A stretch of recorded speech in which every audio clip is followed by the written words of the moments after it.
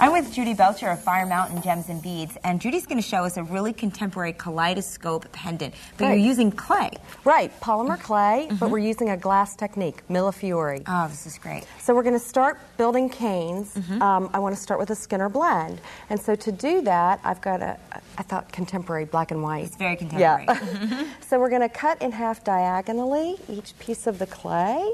Okay. And now you've already conditioned it and laid it out That's flat. right. Okay. And it's on the thickest setting of the pasta machine. Okay. Then you want to bring those right angle triangles back on top of each other. And then when you put them together, it reforms that rectangle.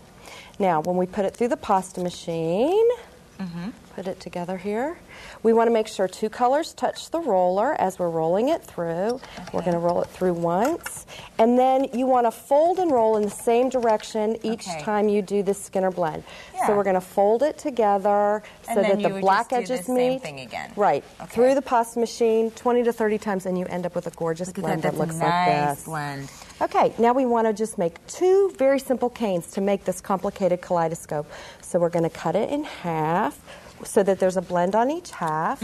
And then one we're going to roll light to dark, the other one dark to light, like a jelly roll, just like we're in the kitchen. So we're going to start and roll that up, and you'll just continue to roll and continue to roll until we get two canes that look just like this. Gotcha. And you can see the color variations there. Now we want to do one other cane, so we're going to cut a third off of each, and then we're going to pinch that into a triangle. So you want to use your fingertips and the top. Just a lot of pressure. That's right. And your work surface will cause one edge to go flat, and then use your fingertips to pinch the other edge. And you can see that's sort of working into a triangle shape. If you continue to go, you can get it down really small like this. So our other component that we're going to do is just a white triangle. It's just a snake that we pinch the same way. So now you've got those two, and then you've got the white. Right. So we've got our circles, we've got our triangles, and our white triangle. We're just going to cut those up. So we'll cut our large components in half like that, and then cut each of these up, and you can see. Now I've pieced it together like a puzzle. And you just kind of randomly It makes no difference how you put them together. Now we need to reduce that. So once again, we're forming that equilateral triangle. And so we're just going to pinch and use our tabletop. We're going to find each one, refine each one of our points.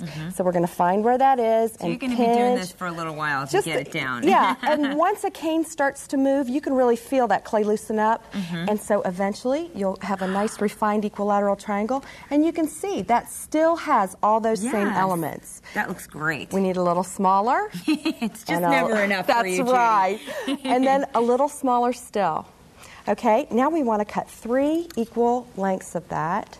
So I'm going to cut this cane up into 3 equal lengths, and here's where the kaleidoscoping comes. Okay. So we're going to look at those pieces and mirror them. And make sure they match. Let's see if I can get it to match. There we go. Oh, yeah. Now, instead of cutting 6 pieces to make our hexagon shape, I'm only going to cut 3 and use my handy-dandy mirror. So what do you do with the mirror? Now, it's a hexagon, and I can see what it's going to look like. Oh, yeah. Okay? Now, this is only one of the options that we have. We could also flip this piece around. You can move it around and switch it if you don't like what you saw. That's right. And then check it in the mirror again. I like that much better. Yeah, that's great. Okay? So then all you need to do is cut that in half. And there's our finished hexagon piece. Perfect. And then by melding those pieces together, we end up with a cane that looks like this. And that's our final pendant piece. Wow. And so you just want to take a slice off of it. Take a slice out of it. Take a slice. And look how many different necklaces you could make with that. Just from that one That's right. thing. That's right. And then you just want to use your needle tool to refine a nice hole in it. Oh, yeah. But right before you bake it. And you bake it manufacturer's directions. And just think of the possibilities that you'd had. I just showed you 2. You could combine the cane to make squares or use different colors.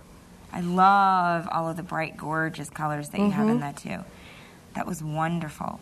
And also now let's take a peek at, you've seen all the different color variations. Now we want to see exactly what you can make once you have the individual pendants. Right. After you've baked this piece, we're just going to string it on a neck cord and then add sterling silver and black accent Gorgeous. beads. Yeah. And then you have some in the round. I love the round ones too. Yeah, that's just combining the pieces together, taking thin slices and applying them to a base of round clay, and then just rolling it in your hands before you put it in the oven. And I love how some of them even have a little edge to it, like you've got stripes down the edge of it. Yeah, there's lots of different variations, and combining other colors. This is the same black and white that just has some red accent colors popped right into it. Those are stunning and very, very contemporary, which is exactly what we're talking about in this segment. Thank you so much, Judy. It's always great to see all this talent and what you can really do with just working with your hands and a little clay. Yeah, thank you.